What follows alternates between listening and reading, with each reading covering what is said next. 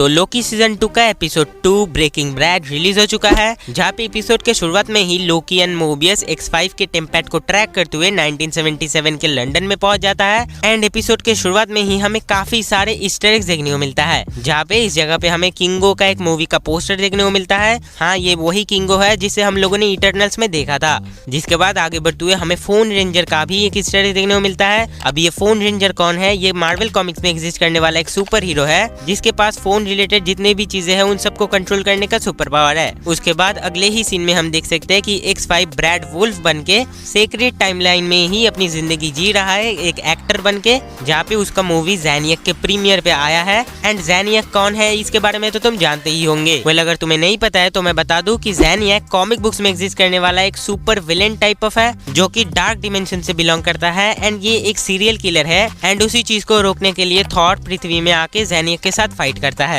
जिसके बाद एपिसोड में आगे जाके हमें लोकी एंड मोबियस एंड X5 के बीच में काफी अच्छा चेस सीन देखने को मिलता है। एंड बहुत दिनों बाद हमें लोकी का एक शरारतीपन या फिर मैजिक वाला लोकी हमें देखने को मिलता है अपने पावर्स का यूज करते हुए। एंड वो जब टीवी में जाके पहुंचता है तब हमें ओबी के माध्यम से ये पता लगता है कि टेम्पोरल लूम के अंदर ब्रांचेस बहुत ज्यादा बढ़ चुका है। एंड उसे अगर कम नहीं किया गया या फिर उसे कंट्रोल नहीं किया गया तो वो फट जाएगा। जहाँ पे उसी को ठीक करने के लिए ओबी या फिर ऑरोबोरोस टेम्पोरल ऑरा एक्सट्रैक्टर को बनाता है, बट वो एक्चुअली काम नहीं कर रहा, क्योंकि टेम्पोरल लूम के जो दरवाजे हैं वो ही हू रिमेंस ने बनाया है। एंड ही हू रिमेंस का कोड लगेगा। एंड ही हू रिमेंस मर चुका है, तो जिसके चलते वो नहीं हो पा रहा। बट एपिसोड में आगे हमें ये इंडिकेट किया जाता है कि मोबियस का पास्ट हमें देखने को मिलेगा। एंड उसके बाद ये बुढ़ी, मुझे नाम नहीं पता तो मैं इसे बुढ़ी ही बुलाऊंगा, जहाँ पे ये बुढ़ी एंड उसके जितने भी वफादार हैं उन सब लोग डिसाइड करते हैं कि जितने भी ब्रांच टाइमलाइंस बन रहे हैं उन सब के अंदर बॉम्ब फिट करके उन टाइमलाइन को पूरी तरीके से मिटा दिया जाए। एंड एपिसोड खत्म होते होते वो लोग कर भी देते उस चीज को।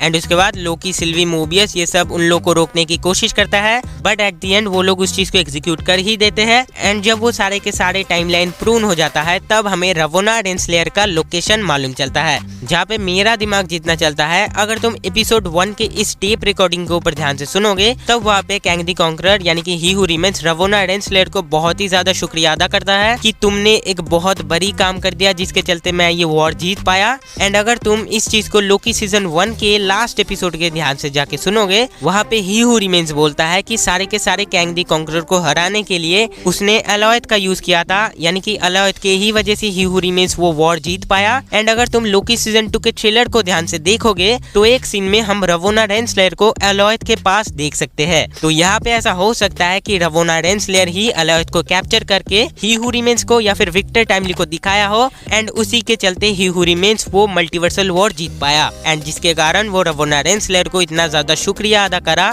या फिर ऐसा हो सकता है कि ऑरोबोरोस इन सब के पीछे मास्टरमाइंड हो। देखो, चाहे वो कितना भी फनी हो, बट उसका मेमोरी वाइप नहीं किया गया।